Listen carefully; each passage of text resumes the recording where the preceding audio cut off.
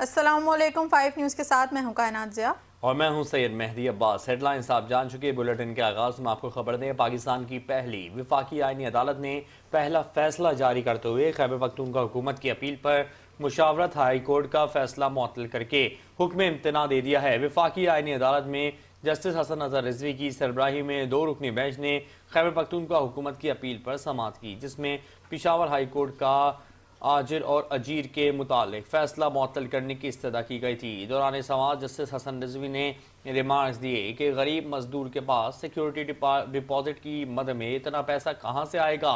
इस पर additional advocate general Shah Faisal ने कहा कि माई लॉर्ड, ये केस गरीब मजदूरों से मुतालिक है। कानून ये है कि कोई निजी इदारा मजदूर को काम से निकालेगा तो उसके वाजिबात अदा करेगा।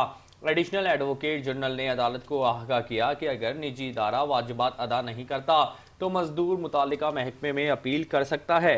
मजदूर के हक में फैसला आए तो निजी इदारा अपील में वाजिबात सिक्योरिटी की मद में जमा कराएगा।